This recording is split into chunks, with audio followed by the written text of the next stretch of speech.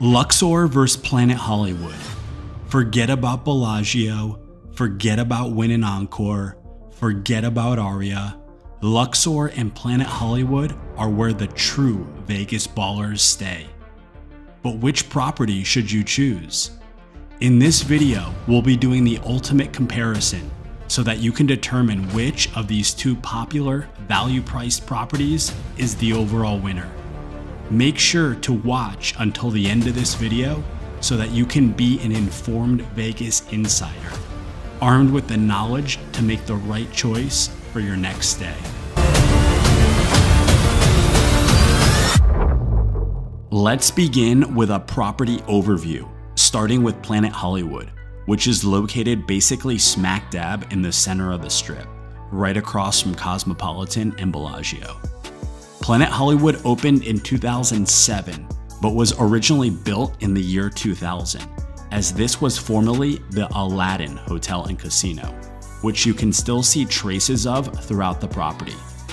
This hotel has close to 2,500 rooms and has become one of the most popular resorts for a centralized location at a price that is far less than nearby luxury properties.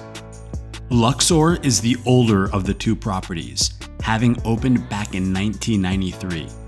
It's also the bigger of the two properties, with over 4,400 rooms located in its iconic pyramid and two adjoining towers.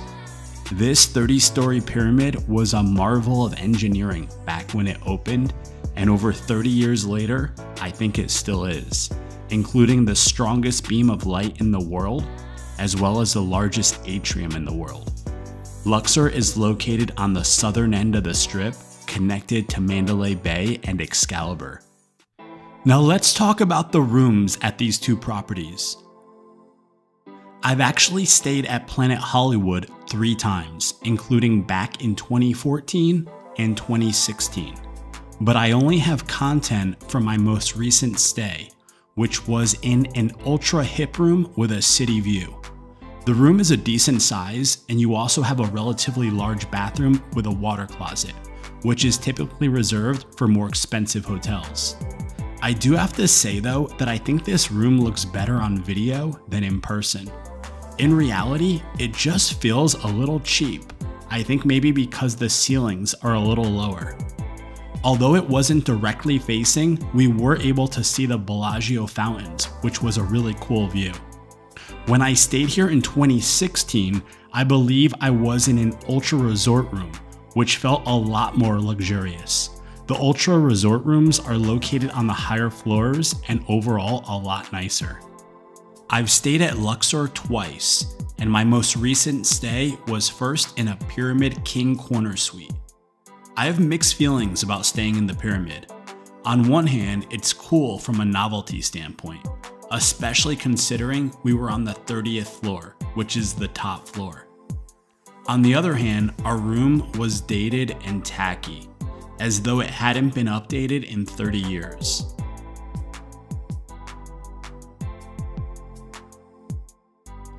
On second thought, maybe the bathroom had been updated. It felt a little bit more modern than the room, but only a little bit. The nicest part without a doubt of this room was definitely the view, which was amazing. We then moved to a tower 1-bedroom elite suite. The LUXOR towers are newer and you can feel it. The actual building even feels a little, dare I say, luxurious. You'll get the same overall feel even if you're just in a standard tower room.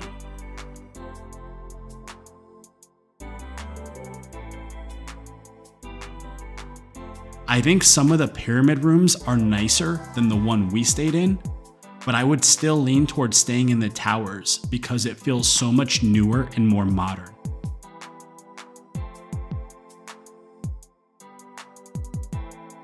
On a previous stay, I stayed in a tower 1-bedroom suite, which was similar to this one, but just a bit smaller and no extra half bathroom. Next, let's cover the dining options at both properties. At Planet Hollywood, one popular casual option is Earl of Sandwich, which is a solid place for an inexpensive lunch or even dinner. Planet Hollywood is also connected to the Miracle Mile shops, which has a practically endless variety of inexpensive venues to explore. In terms of nice restaurants at Planet Hollywood, I think Strip House has to be at the top of the list. This is a dimly lit, old Hollywood themed steakhouse on the second level. The one drawback is that it isn't the biggest venue, so if you go when it's crowded, I'm not sure how the experience would be. Fortunately, that wasn't the case when I ate there, and overall, I think the food they put out is really high quality, better than you would expect at a hotel like this. Seriously, the steak was one of the best I've had at any restaurant on the Strip, and I've been to quite a few. The service was also excellent.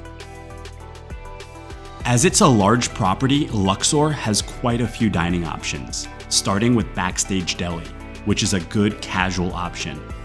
They also have Diablo's Cantina, which is a Mexican restaurant on the second level. The food isn't really that special, but it's decent and reasonably priced. Plus, eating within the largest atrium in the world is a pretty cool experience. The nicest restaurant at LUXOR is their steakhouse, Tender. This is actually a deceptively large venue, as it's much larger than it initially appears.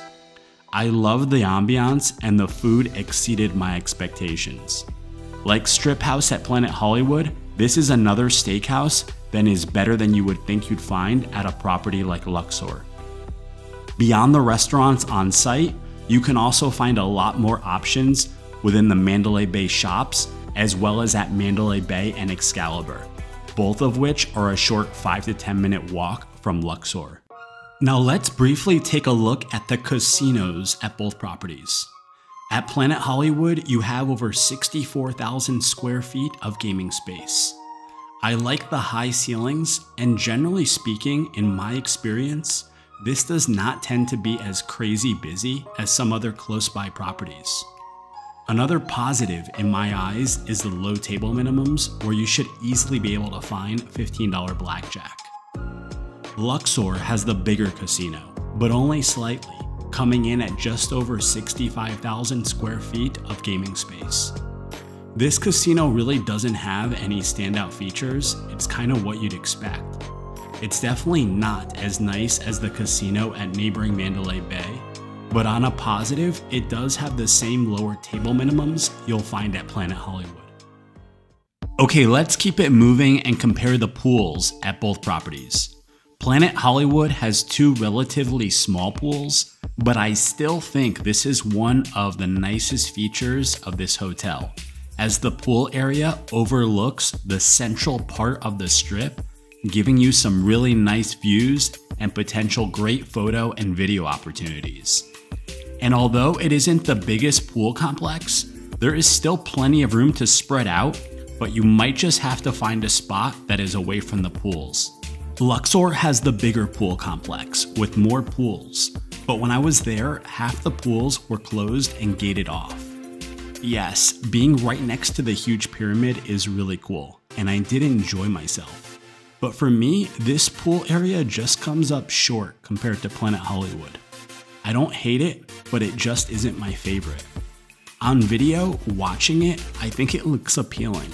But in person, it just feels like a pool at a budget property, which of course, in reality, is exactly what it is. Okay, last but not least, let's look at the fitness centers at both properties, starting with Planet Hollywood. Here you'll find a very plain, minimally decorated room with no windows. But equipment-wise, this gym has everything you need for your workout, so I guess you can't really complain that much. The LUXOR gym is the bigger of the two, granted not by much, but it does seem to have a bit more equipment. And you also have a nice view into the pool complex. I know I just criticized the pool, but it is still nice to look at.